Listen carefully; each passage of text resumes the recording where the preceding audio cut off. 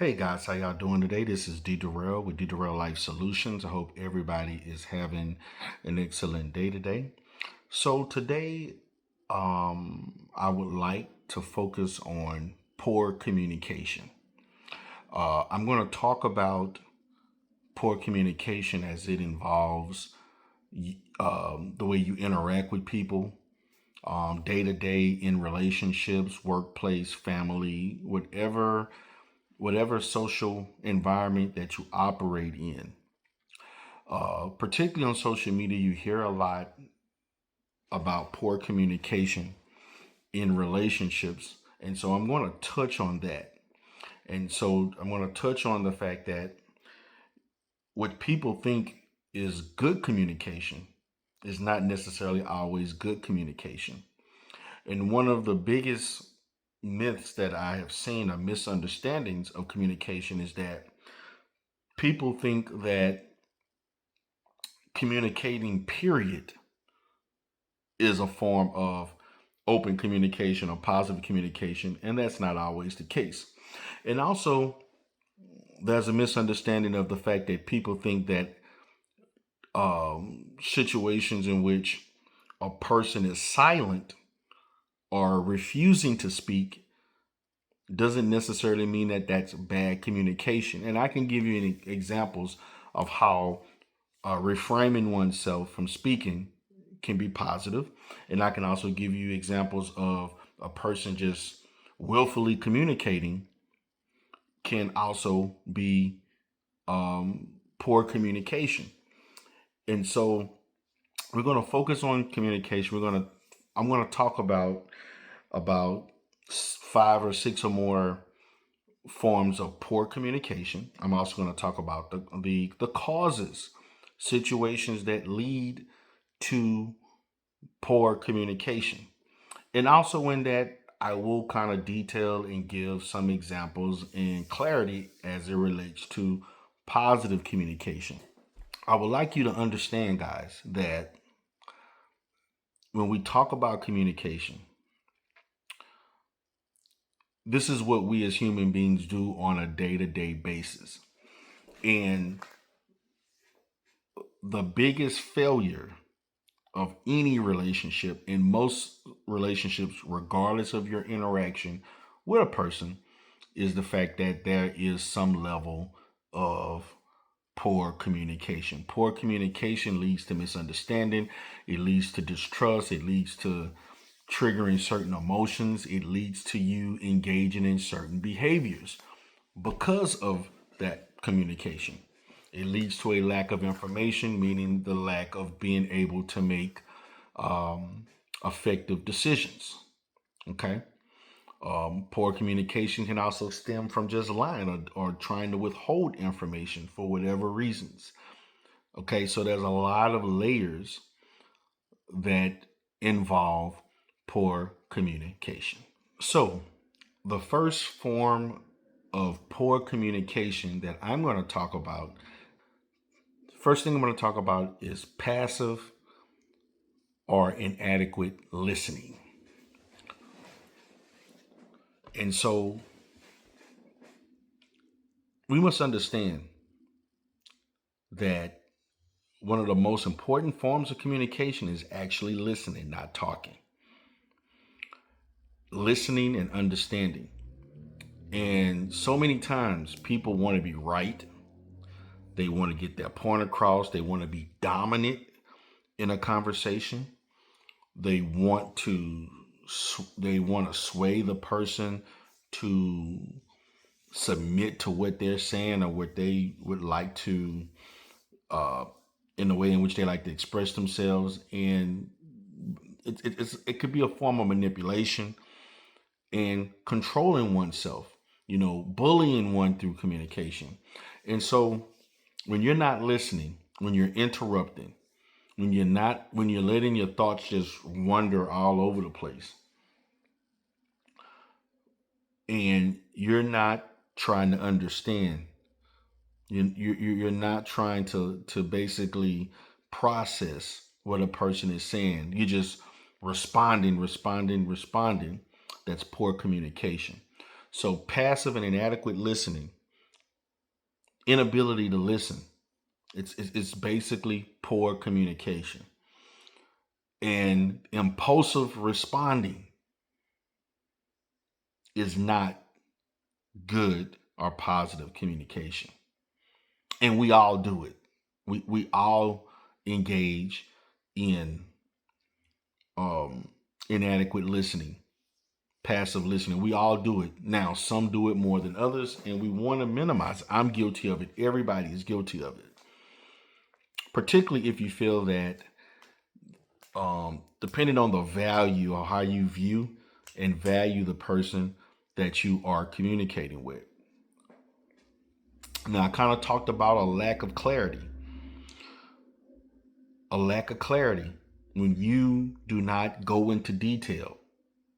You use vague language, unclear about your expectations, unclear about what you are attempting to talk about, being inconsistent with your message. You know, examples. When people say things like, say for instance, a person stating, just saying a blanket statement like, "I'm mad at you." Okay, you're mad at me for what reason? I'm just mad at you. I can't get it. I can't, when you say things like, "I can't find the right words." Well, what do you want me to do? You want me to interpret give you words? Like, this is vague language. This is language that people may engage in whenever they are upset, they are confused, um, uncomfortable with a situation. And so when you lack clarity, and when a person is trying to dig out of you what is the situation, it causes arguments. Well, you know what I mean. No, I don't know what you mean. You know what I'm saying. No, I don't know what you're saying. You definitely need to clarify. The next situation, suppressing one's emotion, have emotional issues in your communication. Letting things, bottle up, and you close until you just explode, yelling, dismissing what another person is saying or what they're feeling. That is poor communication.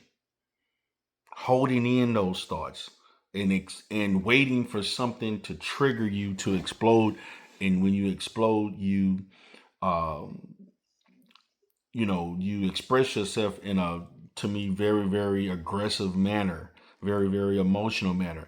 This is actually one of the biggest things that I deal with, or the more prevalent issues that I deal with anyone, regardless of age, is when I'm dealing with someone who suppresses their emotions or emotional issues, suppress what they think or what they feel, and then they wait for an activating event to trigger them to act out in a very, very negative, aggressive, emotional, and even violent manner. Okay. The next thing I want to talk about is, in poor communication, or behavioral habits. Um, Another issue that I deal with a lot with people who have communication issues, poor communication, is that a person who communicates poorly consistently and has poor habits as it involves communication. Being overly critical, giving advice without listening, using too many filter words, speaking too fast. So it talks about more about the etiquette that you involve yourself in when you are communicating with someone. The term is not what you say, how you say it. You don't want to be judgmental. You don't want to be, giving advice, or before someone even expressed in full sequence what they're talking about, you have this means of, I have all the answers. I understand, and I can. This is the way you should do things. And so there are people who have a habit of doing all types of, just, you have a habit of interrupting. You have a habit of yelling. Being overly critical, um, telling someone what they need to do, what they should do. Um, Things of that sort. So there's all types of things. The manner in which Also, not only if you're talking too fast, but you can also talk too slow. Talk too slow and appear somewhat condescending or patronizing, or may think that a person, is not intelligent enough to understand what you're saying using certain terminology. There's some people who get caught up in dressing their language in such a manner to make themselves seem right or more intelligent. But the purpose of language itself and the purpose of communication is that more than one person, like the key is more than one person, meaning two or more people, understand one another. It's not a competition. It's not a showcase of your intelligence or education. It's a means of another person understanding and you all are interacting with one another in a manner in which you can relate, okay, and resolve issues, understand things, and everybody benefits from that, per se, okay? The next thing I want to talk about, and the last thing, is empathy. A lack of empathy, I would say, okay? A lack of empathy as it involves communication can be very, very detrimental to relationships lasting or flourishing. This is also a very, very common mistake that people make, is that the inability to put yourself in another person's shoe instead of positioning yourself in another person's experience or what they're feeling or looking at it from their perspective. You want to um, indoctrinate a person to think that what you say or your decisions or the way you look at things or the way you perceive it is better.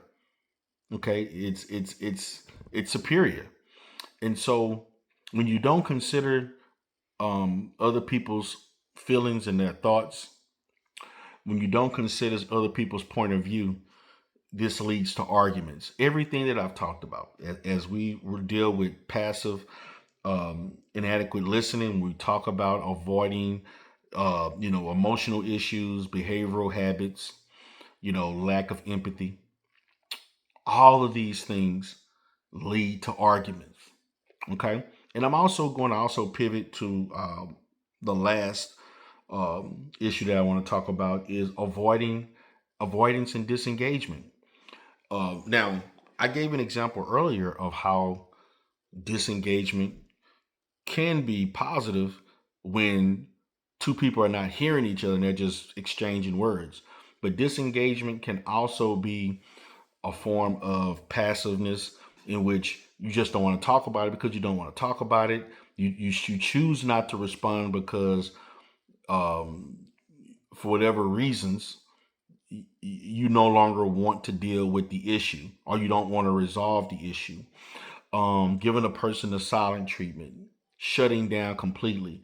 We want to be proactive in resolving issues. We want to be proactive in effectively dealing with whatever issue that's going on.